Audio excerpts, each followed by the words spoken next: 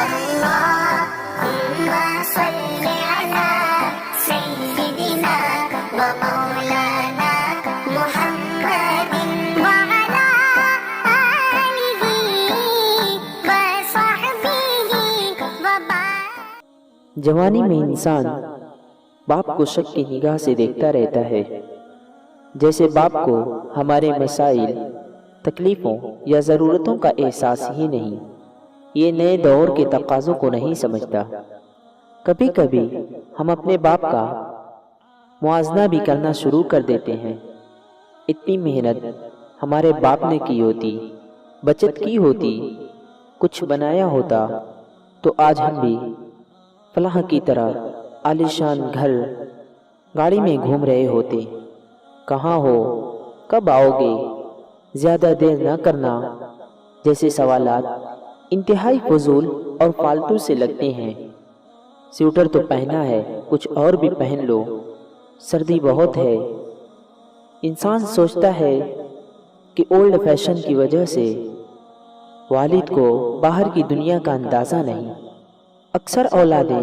اپنے باپ کو ایک ہی معیار پر پرکھتی ہیں، گھر، گاڑی، پلاٹ، بینک بیلنس، کاروبار، اور اپنی ناکامیوں کو باپ کے کھاتے میں ڈال کر خود سرخرو ہو جاتے ہیں۔ ہمارے پاس بھی کچھ ہوتا تو اچھے اسکول میں پڑھتے، کاروبار کرتے، اس میں شک نہیں۔ اولاد کے لیے آئیڈیل بھی ان کا باپ ہی ہوتا ہے، لیکن کچھ باتیں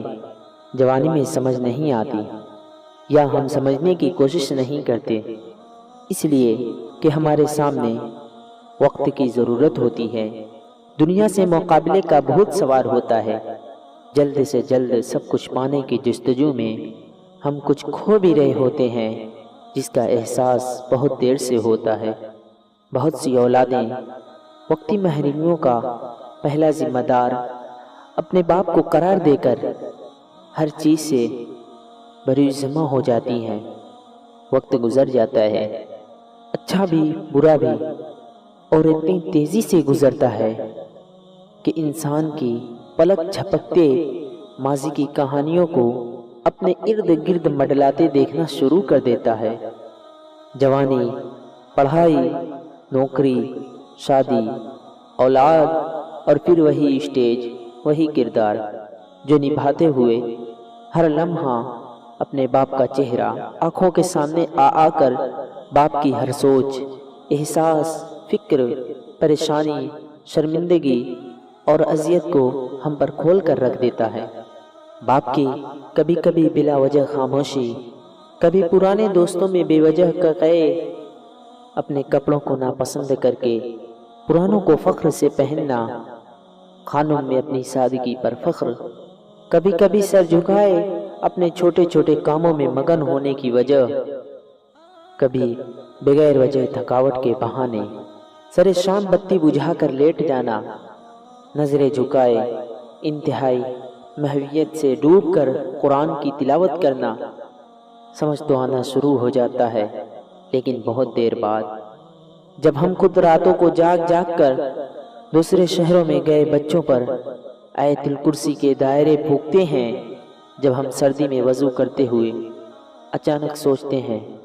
پوچھ ہی لیں بیٹا آپ کے ہاں گرم پانی آتا ہے نا، جب قہر کی گرمی میں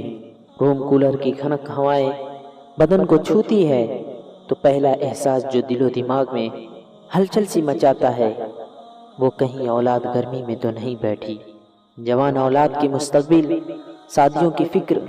ہزار تانے بانے جوڑتا باپ تھک ہار کر اللہ اور اس کے پاک کلام میں پناہ ڈھونڈتا ہے،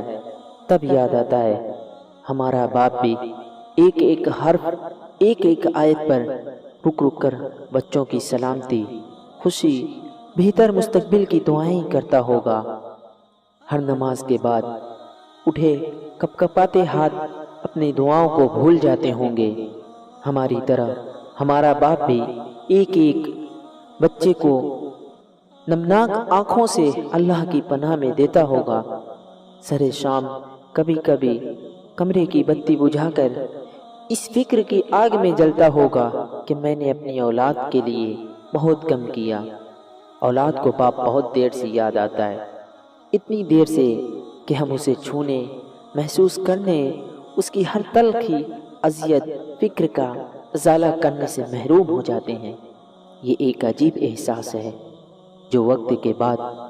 اپنی اصل شکل میں ہمیں بے چین ضرور کرتا ہے، لیکن یہ حقیقتیں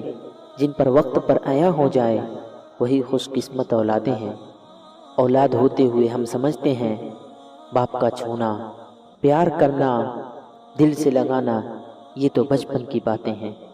باپ بن کر آنکھیں بھیگ جاتی ہیں، پتہ نہیں باپ نے کتنی دفعہ دل ہی دل میں ہمیں سینے سے لگانے کو بازو کھولے ہوں گے، پیار کے لیے اس کے ہونٹ تڑپتے ہوں گے، اور ہمارے بے باک جوانی نے اسے یہ موقع نہ دیا ہوگا۔ ہم جیسے درمیانی طبقے کے سفید پوش لوگوں کی ہر خواہش، ہر دعا، ہر تمنا اولاد سے شروع ہو کر اولاد پر ختم ہو جاتی ہے، لیکن کم ہی باپ ہوں گے جو یہ احساس اپنی اولاد کو اپنی زندگی میں دلا سکے ہوں۔